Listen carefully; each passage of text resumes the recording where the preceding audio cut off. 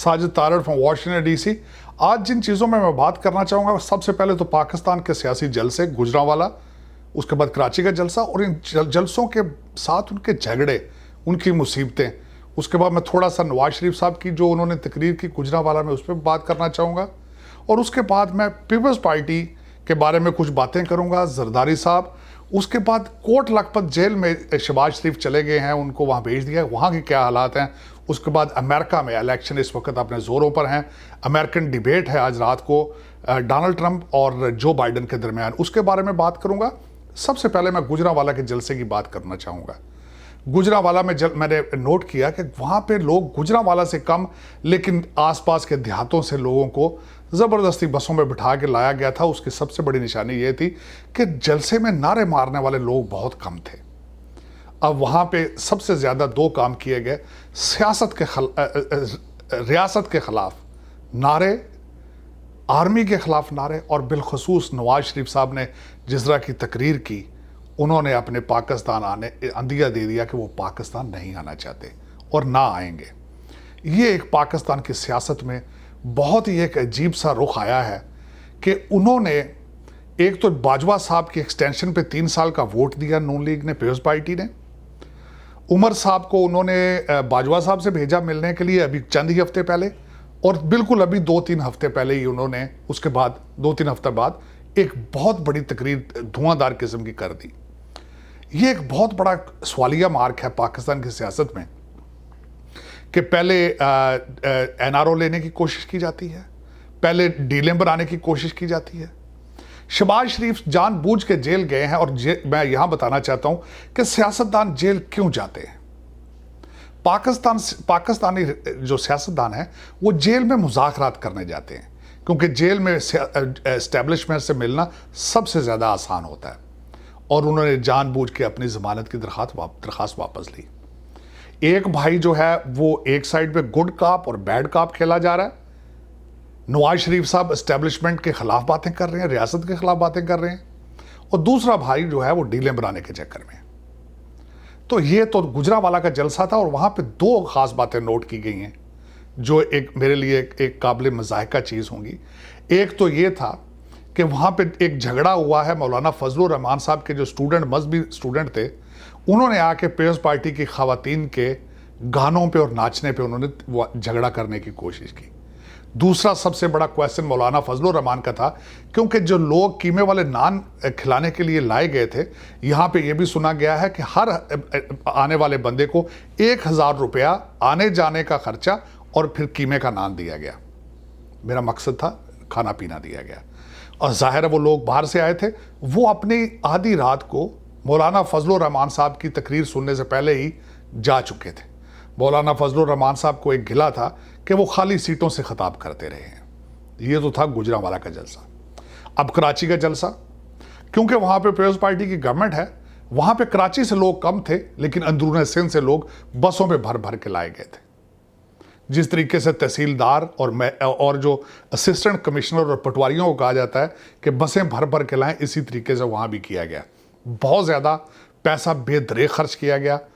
और सबसे बड़ी गेम, एक तो वहाँ पे जो मरियम नवाज साहिबा अपने हस्बैंड के साथ मज़ार कायद पे गई, और वहाँ पे उन्होंने सियासी रंग देने की कोशिश की, जो कि it was against the ordinance of मज़ार कायद। तो उन्होंने उनको अरेस्ट किया गया। अब उसके बारे में जो एक और उस पर एक सवालिया निशान ये है कि जिस तरीके से अफवाहें उठ रही हैं कि किस तरीके से आईजी साहब को अगवा किया गया और उनसे ज़बरदस्ती सफदर साहब को गिरफ्तार किया गया। मेरे ख्याल में इसमें रूमर ज़्यादा, हकीकत कम है। लेकिन पाकिस्तान की फ़ौज के ख़िलाफ़ मेरे ख्याल में तो ये इंडियन एजेंडे पे काम हो रहा है। यहाँ तक भी सुना है कि नवाज शरीफ साहब की मुलाकातें भी एंटी स्टेट लोगों के साथ लंदन में हो रही हैं। तो ये सारी चीज़ें पाकिस्तान की बुनियादें हिलाने के लिए काफ़ी हैं। अब इसमें विनर कौन है, लूज़र कौन है? विनर इसमें पीपल्स पार्टी लग रही है। उनकी एक ग्रेटर गेम है कि जिस तरीके से बिलावल साहब ने गुजरांवाले में भी तकरीर में अपना हाथ हल्का रखा, कराची में भी उन्होंने एस्टेब्लिशमेंट का जिक्र नहीं किया, और जिस तरीके से उन्होंने नवाज शरीफ साहब को सामने ले आए हैं और उनकी तकरीर भी कराची नहीं होने दी, उन्होंने सबसे आला काम यह किया है, एस्टेब्लिशमेंट को उन्होंने बावर करा दिया है कि दे आर वर्केबल, अगली बारी हमारी होनी चाहिए। तो नून लीग ने एक खड़ी दीवार को टक्कर मार ली है और इस वक्त जरदारी साहब अपनी स्ट्रेटजी के लिहाज से वो कामयाब नजर आते हैं। अब उसके बाद मैं ये बात करना चाहूँगा कि लोग बार बार ये बात कर रहे हैं कि इमरान खान साहब जाने वाले हैं, बाजवा साहब जाने वाले हैं, ये जाने वाला है, सारा सिस्टम कोलैप्स होने वाला है। तो उनके लिए मेरी एक गुजारिश ये है कि 5 साल जरदारी साहब ने भी पूरे किए थे, 5 साल नवाज शरीफ साहब ने भी पूरे किए थे, तो इमरान खान साहब 2 साल के बाद क्यों चले जाएंगे? पाकिस्तान के लिए ये ख़तरनाक अलमिया होगा कि अगर पाकिस्तान की हुकूमत को कमज़ोर किया गया। खान साहब एक अच्छे लीडर हैं, उनकी बहुत 22 साल की जद्दोजहद है। उनके साथ सिर्फ इशू ये है कि उनके साथ कुछ गंदे लोग, कुछ ऐसे करप्ट लोग लग चुके हैं जो उनको कुछ आने जाने नहीं दे रहे। वो जिस तरह हमारी बाजी फिरदौस आशिक अवान ने कहा था कि अपनी मंजी के नीचे भी डंडा फेरें आप। इन्हें चाहिए कि अपने जो इनके मशीर हैं, जो कि इनके लिए बहुत खतरनाक हैं, इनके वज़रा और मशीर, उनसे कोशिश करें, इज्तनाब करें और ख़ुद देखें कि कौम किस साइड पे जा रही है, पाकिस्तान का मुस्तकबिल क्या है। पाकिस्तान का सबसे बड़ा चैलेंज इस वक्त कोरोना के बाद इकानमी होगा। और मेरे ख्याल में मैं आज ही अखबार में पढ़ रहा था कि पाकिस्तान का ज़र मुबादला और पाकिस्तान के रिजर्व जो है वो बढ़ चुके हैं और सेटिस्फैक्ट्री साइड पे आ रहे हैं। फैटफ में भी कुछ अच्छी रिपोर्टें आई हैं। मेरे ख्याल में खान साहब अगर थोड़ी सी इन चीज़ों पर तवज्जो दें तो पाकिस्तान दोबारा अपनी डगर पे चल पड़ेगा। ये तो पाकिस्तान के हालात थे। आखिरी बात जो इंटरेस्टिंग आज मुझे पता चली है वो ये है कि शहबाज शरीफ साहब, उनको कोट लखपत जेल में भेज दिया गया और वहाँ पे उनको सारी आसाइशें प्रोवाइड कर दी गई हैं। उनको मैट्रेस, कुर्सियाँ, उनके टीवी और घर से खाना। पहले वो नैब के पास बैठ के घर से जर्दा चावल और दूसरी चीज़ें और चिकन और मटन खाते रहे हैं और आज कोट लखपत जेल में भी उनके साथ यही है कि उनको सारी मराद दी गई हैं। खान साहब, आपने अपने जलसे में कहा था कि नवाज शरीफ वापस आओ तो मैं तुम्हें देखूंगा कैसे रखना है। उनका एक भाई जो आपके पास है, आप उसके साथ इस तरह का सलूक क्यों कर रहे हैं? अब मैं यही बताना चाहूँगा कि छोटे चोरों ने कोट लखपत जेल में हड़ताल के लिए अपनी तैयारियां कर ली हैं कि बड़े चोर को इतनी मरायात क्यों दी जा रही हैं, उनको एज ए वीआईपी ट्रीटमेंट क्यों दिया जा रहा है। जो बड़ा चोर है उसको मराहत और छोटे चोरों के लिए सख्तियां।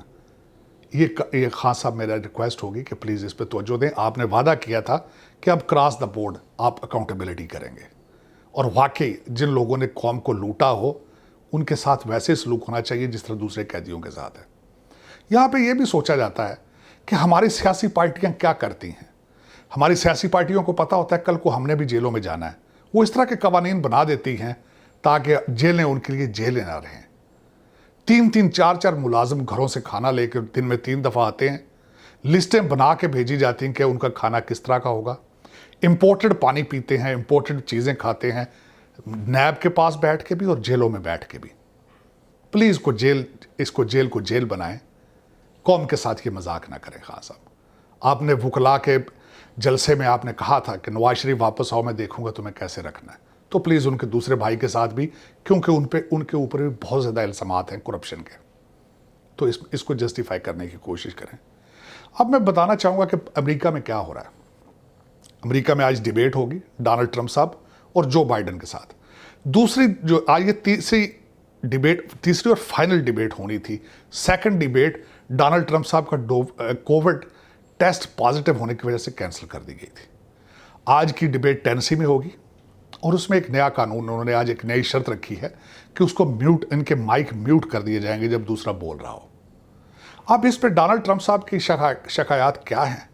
वो कहते हैं जो डिबेट कमीशन है वो भी मेरे खिलाफ है, और ये तो माजी में भी देखा गया कि उनको कैंडिडेट और एंड हाफ का मुकाबला करना पड़ता है। मॉडरेटर भी उनके खिलाफ होता है और जो बाइडन भी उनके खिलाफ होता है। आज जिन चीज़ों को इन्होंने अपनी तकरीर का, अपनी डिबेट का हिस्सा बनाया है, उसमें number 1 Covid, leadership, foreign policy, और लोग आज एक्सपेक्ट कर रहे हैं कि बाइडन साहब कोविड के मामले पे ज़्यादा तनकीद का निशाना बनाएंगे और जो बाइडन साहब, हंटर बाइडन का लैपटॉप जो कि 1 साल पहले FBI और दूसरे लोगों के पास पहुंच चुका था, उसमें हंटर बाइडन की नाजेबा तस्वीर थी और उनमें उनकी करप्शन के शवाहिद मौजूद हैं। आज डोनाल्ड ट्रंप सब कोशिश करेंगे कि उसको तनकीद का निशाना बनाएं। कल मैं जलसों में जाता रहा हूं, आजकल फिर भी अगर CNN और दूसरे पोल देखें तो उनमें वो 10-10, 15-15 नंबर्स के पॉइंट बता रहे हैं कि डोनाल्ड ट्रंप से बड़े बुरे तरीके से हारेंगे। इस वक्त जो बैटल ग्राउंड स्टेट्स हैं उनमें पेंसिल्वेनिया, फ्लोरिडा, नॉर्थ कैरोलिना, मैं इनमें रैलीज में जाता रहा हूं, लोगों के समंदर, ठाठे मारता समंदर अपनी आंखों से देखता रहा हूं। मेरे ख्याल में डोनाल्ड ट्रंप साहब इलेक्शन नहीं हार सकते, वो जीतेंगे और 2016 से ज़्यादा मेजॉरिटी से जीतेंगे। इस दफ़ा ना सिर्फ वो इलेक्टरल कॉलेज जीतेंगे, वो पॉपुलर वोट भी लेके जीतेंगे। उसकी वजह यह है कि डोनाल्ड ट्रंप साहब ने 47 महीने में इतना कुछ अकम्पलिश किया है कि जो बाइडन 47 सालों में अकम्पलिश नहीं कर सके। उनके पास अपने अकम्पलिशमेंट्स की एक लंबी लिस्ट मौजूद है, जिसकी वजह से लोग उनको देख रहे हैं कि how what he has done for America. और उनका सेकंड इस कैंपेन का स्लोगन है best is yet to come. तो मेरे ख्याल में इस वक्त ना सिर्फ अमेरिका, पूरी दुनिया का ऑब्जेक्टिव क्या है कोविड के बाद? Economy, jobs, manufacturing. और वो मुसलसल अपनी हर स्पीच में oil independence, jobs, made in China, made in America का नारा लगा रहे हैं और लोग देख रहे हैं। प्री कोरोना पीरियड में उन्होंने अपने आप को मनवाया था कि जिस तरीके से वो इकॉनमी को हैंडल कर रहे थे। आज आखिर पे मैं एक चीज़ थोड़ी सी आपको याद, एक इंटरेस्टिंग चीज़ अगले दिन मैंने देखी कि पाकिस्तानी एक चैनल पे एक जो तज्जिया निकार थे, उन्होंने हाथ का इशारा किया और उन्होंने कहा कि ये सियासी पार्टियां जो एक जैसी नहीं है, ये नून लीग है, ये पीपल्स पार्टी है, ये मौलाना है, ये एस्टेब्लिशमेंट है, लेकिन ये बराबर नहीं है। लेकिन खाते वक्त ये जब खाते हैं तो ये एक इनका एजेंडा एक हो जाता है, वो इनका ऑब्जेक्टिव एक है। तो पाकिस्तानी कौम को इस तरीके से पिछले 73 साल से बेवकूफ़ बनाया जाता है। अब आजकल आप देखें पीपल्स पार्टी और नून लीग किस तरह एक दूसरे के बहन भाई बन चुके हैं। इसी तरह एस्टेब्लिशमेंट के लोग इनके साथ हैं, मिले हुए हैं। इनका ऑब्जेक्टिव सिर्फ लूट मार है, कौम को बेवकूफ़ बनाना और अपने बच्चों को बाहर और बाहर जायदादें और बाहर अकाउंट रखने। ये पाकिस्तानी कौम को चाहिए कि देखें कि इस वक्त जो भी आपको लोग लीड कर रहे हैं उनमें नेशनलिज्म, कौमियत ज़ीरो, लेकिन ऑब्जेक्टिव 73 साल के डाके हैं। आपको स्टैंड लेना पड़ेगा इन डाकों के लिए। आपको खान साहब को बार बार रिमाइंड कराना पड़ेगा कि आपका मैंडेट एक ही था, अकाउंटेबिलिटी क्रॉस द बोर्ड। जो पैसे पिछली 3 पार्टियां, एक कहते थे मैं पेट फाड़ के पैसे निकालूंगा, दूसरे कहते थे मैं सड़कों पर घसीटूंगा, और खान साहब का भी मैंडेट यही था कि बाहर से पैसा ला के लोगों का लूटा हुआ पैसा उनको वापस दिलाया जाएगा। मेरे ख्याल में पाकिस्तानी कौम को चाहिए कि बार बार अपने नुमाइंदों को ये कहें कि अकाउंटेबिलिटी क्रॉस द बोर्ड होनी चाहिए विद द मेरिट। तो मैं अगले हफ्ते फिर आप इंशाल्लाह आपकी खिदमत में दोबारा हाजिर हूँगा। अगले हफ्ते तक इजाज़त दें। साजिद तारड़ और वाशिंगटन DC, पाकिस्तान जिंदाबाद।